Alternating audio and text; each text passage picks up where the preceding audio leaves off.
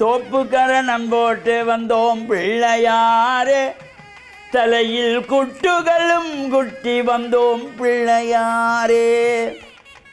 தோப்புக்கரணம் போட்டு வந்தோம் பிள்ளையாரே, தலையில் குட்டுகளும் குட்டி வந்தோம் பிள்ளையாரே.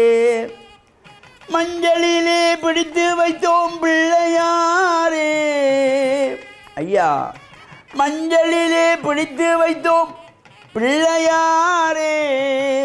வாழ்வில் மங்களத்தை தந்திடுவான் பிள்ளையாரே. வாழ்வில் மங்களத்தை தந்திடுவார் பிள்ளையாரே. தோப்புக்கரணம் போட்டு வந்தோம் பிள்ளையாரே, தலையில் குட்டுகளும் குட்டி வந்தோம் பிள்ளையாரே. ஓம் நமச்சிவாய.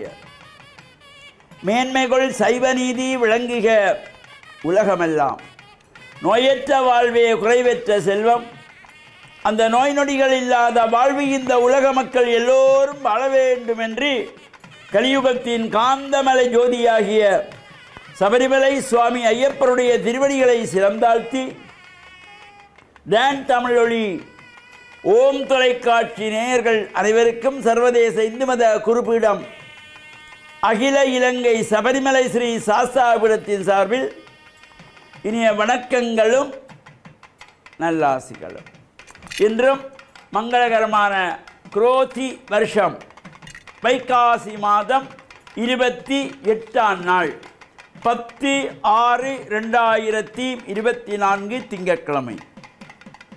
இன்று மலர்ந்திருக்கின்ற இன்றைய பொழுதும் நம் எல்லோருடைய வாழ்விலும் எல்லா விதமான சிறப்புகளும் வெற்றிகளும் கிடைக்க வேண்டும் என்ற இறைவனை பிரார்த்தித்து இன்று சோம வாரம் என்கின்ற திங்கட்கிழமை. இன்றைய தினம் மாதந்தோறும் விநாயகப் பெருமானை வேண்டி விரதமிருந்து அனுஷ்டித்து வழிபாடு செய்கின்றதாகிய சதுர்த்தி விரதம், வளர்பிறை சதுர்த்தி. இந்த மாதத்தில் 2 சதுர்த்தி, வளர்பிறை சதுர்த்தி, தேய்பிறை சதுர்த்தி, சங்கடகர சதுர்த்தி. எனவே இந்த வளர்பிறை சதுர்த்தியிலே விநாயகப் பெருமானை நாம் வழிபாடு செய்து இஷ்ட தெய்வங்கள் குலதெய்வங்களையும் பிரார்த்தனை செய்வதோடு இன்றைய தினம் சேக்கிழார் பெருமானுடைய குருபூஜை. பல்வேறு சிறப்புகளை கொண்டவர் சேக்கிழார் அவர்கள். அவர்கள் இளம்பராயத்தில் இருந்து இறை பக்தியோடு இருந்தவர்கள்.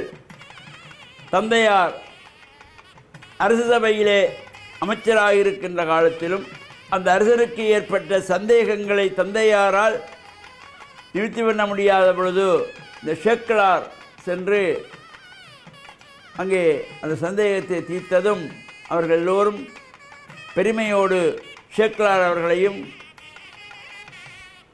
அந்த குலோத்துங்க மன்னன் அமைச்சராக அமைத்து பல சிறப்புகளோடு கூடியதாக இந்த 63 நாயன்மார்களுடைய அவர்கள் செய்த அற்புதங்கள் பலவற்றையெல்லாம் அந்தந்த இடங்களுக்கு சென்று தகவல்களையெல்லாம் எடுத்து தொகுத்து திருத்தொண்டர் புராணம், பெரிய புராணம் என்கின்றதாகிய சிறந்த நூலை நமக்கு தந்தவர் தெய்வப்புலவர் சேக்கிழார் என்று போற்றப்படுகின்றவர். அந்த சேக்கிழார் பெருமானுடைய குருபூஜை நாள் இன்றைய தினம்.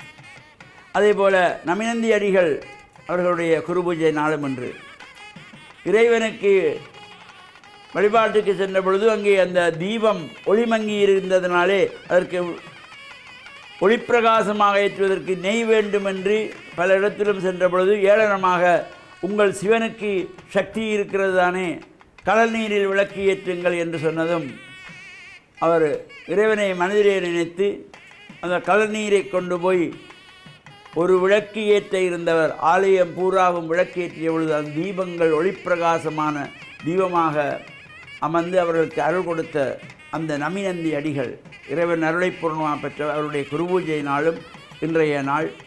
இன்று விநாயகப் பெருமானுடைய சதுர்த்தி விரதம். எனவே விநாயகர் ஆலயங்களில் நடைபெறுகின்ற சதுர்த்தி அபிஷேகங்கள், உற்சவங்கள், பூஜைகள், வழிபாடுகளும் கலந்து கொண்டு நமினந்தியருடைய குருபூஜை, தெய்வப்புலவராகிய சேக்கிழார் பெருமானுடைய குருபூஜை நடைபெறுகின்ற இடங்களும் சென்று வழிபட்டு இறையருளை பெற்று மண்ணில் நல்ல வண்ணம் வாழ டான் தமிழொலி ஓம் தொலைக்காட்சி நேயர்கள் அனைவருக்கும் சர்வதேச இந்து மத குறிப்பிடம் அகில இலங்கை சபரிமலை ஸ்ரீ சாஸ்தாபுரத்தின் சார்பில் நல்ல ஆசிகளை கூறிக்கொள்வதில் மனமகிழ்வு கொள்கிறோம். சர்வே ஜனாக சுக்கினோ பவந்து சமஸ்த சன்மங்களானி சந்து சுகம்.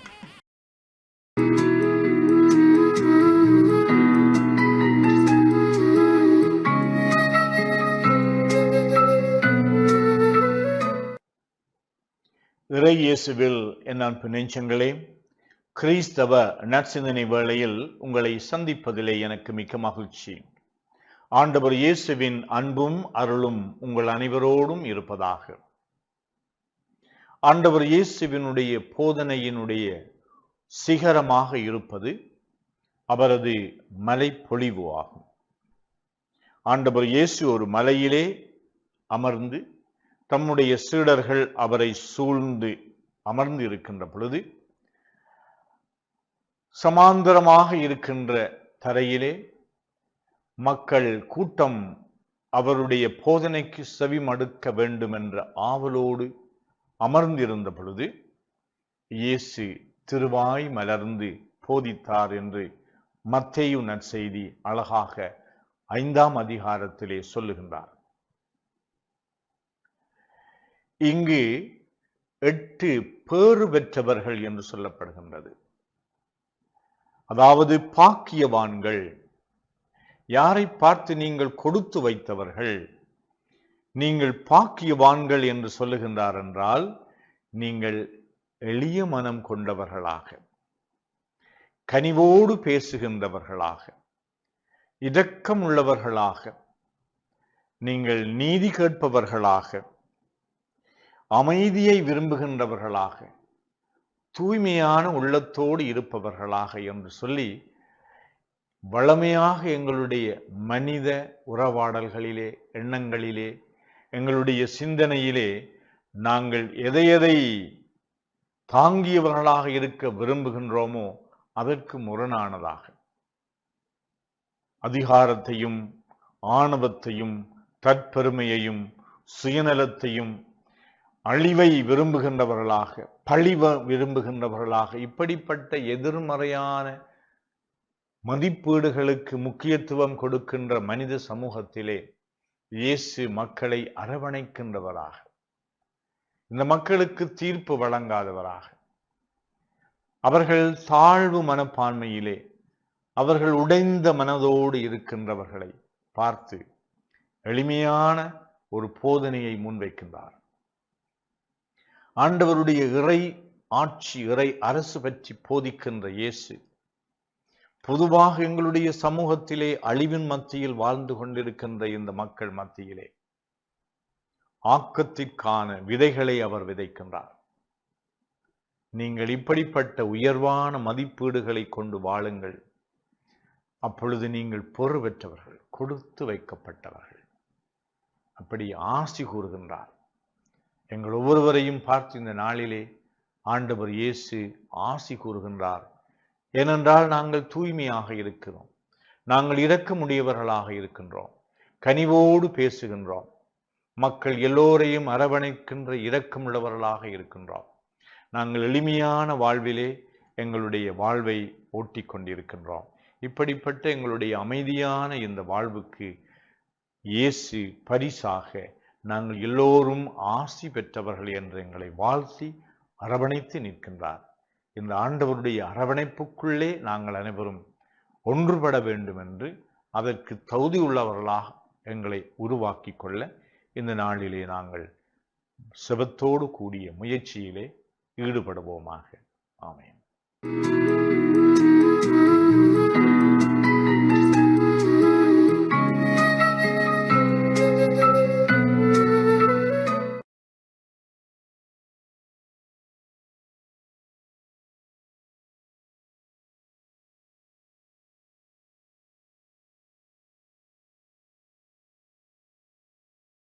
نحمده ونستعينه ونستغفره ونؤمن به ونتوكل عليه ونعوذ بالله من شرور أنفسنا ومن سيئات أعمالنا من يهد الله فلا مضل له ومن يضلل فلا هادي له ونشهد أن لا إله إلا الله وحده لا شريك له ونشهد أن سيدنا ونبينا ومولانا محمد عبده ورسوله وقال النبي صلى الله عليه وسلم طلب العلم فريضة على كل مسلم صدق رسول الله صلى الله عليه وسلم.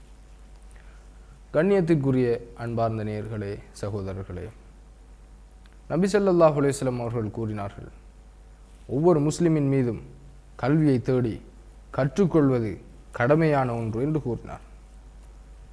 பொதுவாக இந்த ஹதீஸை வைத்து நாங்கள் நோக்கும்போது மார்க்க கல்வி என்பது முக்கியத்துவமான ஒரு இடத்தை பெறுகின்றது. ஏன்? இறைவனால் வழங்கப்பட்ட மார்க்கத்தை விளங்கிக் கொள்கின்ற ஒரு பண்பு, ஒரு தேட்டம், ஒரு தேடல் ஒவ்வொரு முஸ்லிமுக்கும் வர வேண்டும் என்பதுதான் இந்த ஹதீஸுடைய நோக்கமாக இருக்கின்றது. இந்த பொன்மொழி கூறுவது என்ன? வாழ்வின் நோக்கத்தை அறிந்து கொள்ளக்கூடிய கல்வியை தேடுவது ஒவ்வொரு மனிதனின் மீது கடமை. வாழ்வின் நோக்கம் என்ன? படைத்த இறைவனை திருப்திப்படுத்தி வாழ்வதுதான் வாழ்வின் நோக்கமாக இருக்கின்றது. ஒரு பிள்ளையுடைய நோக்கம் என்ன? பெற்றோருடைய பொருத்தத்தை பெற்றுக்கொள்வதுதான் பிள்ளையுடைய நோக்கம். பிள்ளை என்று சொன்னால் என்ன? தன்னுடைய தேவையை தான் சுயமாக பூர்த்தி செய்யும் காலம் வரை பெற்றோரில் தங்கியிருப்பதுதான் பிள்ளை. எனவே அந்த நேரத்திலே பிள்ளையுடைய டியூட்டி, பொறுப்பு என்ன? பெற்றோருடைய பொறுப்புகளை, கடமைகளை நிறைவேற்றுவது, அவர்களை திருப்திப்படுத்துவது, அவர்களுடைய பொருத்தத்தை பெறுவது. இந்த வாழ்வு அல்லாஹ்வினால் கொடுக்கப்பட்டது. எனவே அல்லாஹ்வின் கட்டளைகளை நிலைநாட்டுவதுதான் அல்லாஹ்வினுடைய அடியார்களாகிய எங்களுடைய செயல்களாக இருக்கின்றது. எனவே அவனுடைய கட்டளைகளை விளங்குவதற்கு நாங்கள் நேரம் எடுப்பது, நாங்கள் அதனை தேடி பெற்றுக்கொள்வது, அல் குர்ஆனுடைய அறிவை பெற்றுக்கொள்வது, அல் ஹதீஸுடைய பொன்மொழிகளுடைய விளக்கங்களை, நல்லது, கெட்டது, ஹராமானது, ஹலாலானது போன்ற பல விடயங்களை நாங்கள் அறிந்து கொள்வதற்கு மார்க்க அறிவின் முக்கியத்துவத்தை ரசூல் ஸல்லல்லாஹு அலைஹி வஸல்லம் அவர்கள் கூறினார். அதே போன்று இந்த ஹதீஸுக்கு விளக்கம் கூறுகின்ற அறிஞர்கள் உலகின் தேவைகளை நிறைவேற்றக்கூடிய எந்தெந்த விடயங்கள் எல்லாம் படிப்பாக, கல்வியாக, அறிவாக இருக்கின்றதோ அதனையும் பெற்றுக்கொள்ள வேண்டும், அதனையும் விளங்கிக் கொள்ள வேண்டும். அதனையும் இஸ்லாம் காட்டி தந்த முறைப்படி நாங்கள் அதனுடைய வரையறைகளை பேணி கற்றுக்கொள்வதுதான் இந்த அறிவு பூரணமாகுவதற்குரிய ஒரு அடிப்படையாக இருக்கின்றது. தொழில் எவ்வாறு செய்ய வேண்டும், அதிலே எவ்வாறு ஹலால் ஹராம் பேண வேண்டும், ஹலால் ஹராமை படிக்க வேண்டும், அதன் பிறகு தொழிலுடைய துறைகளை படிக்க வேண்டும். அப்போதுதான் இவர் ஹலாலான, நேர்மையான, சுத்தமான தொழிலை செய்யக்கூடியவராக மாறுவார். ஒரு ஜொப், உத்தியோகம் செய்ய வேண்டும், மருத்துவம் படிக்க வேண்டும், பொறியியல் படிக்க வேண்டும், சட்டம் படிக்க வேண்டும். இது உலகத்துடைய தேவையை நிறைவேற்றக்கூடிய ஒரு படிப்பாக இருக்கின்றது. அதிலே எப்படி அல்லாஹ்வை திருப்திப்படுத்தலாம் என்று மார்க்க கல்வியை படிக்க வேண்டும், அதன் பின்னால் இதை படிக்க வேண்டும். அப்போது வாழ்வு பூரணமானதாக மாறும். எவர் மார்க்கத்தை விட்டுவிட்டு இந்த தனி கல்வித்துறையிலே மட்டும் செலவழித்து கொண்டிருப்பாரோ அவர் அல்லாஹுக்கு செய்ய வேண்டிய கடமைகளில் குறைபாடு செய்து விடுவார். எவர் உலக நடைமுறைகளை விளங்காத அறிவை விடுத்துவிட்டு அல்லாஹுவை திருப்திப்படுத்தக்கூடிய விடயங்களை மாத்திரம் செய்து கொண்டிருந்தால் அவர் அடியார்களுடைய கடமைகளில் தவறுவிடக்கூடியவராக மாறிவிடுவார். எனவே இந்த நடுநிலை போக்கை நாங்கள் கொண்டு வந்து எல்லா அறிவுக்கும் முக்கியத்துவம் கொடுத்து பேணுதலாக அல் குர்ஆனுக்கும் ஹதீஸுக்கும் முக்கியத்துவம் கொடுத்தால் அல்லாஹு தஆலா எங்களுக்கு பல விடயங்களை அவனுடைய புறத்திலிருந்து அருளுவான் நிச்சயமாக.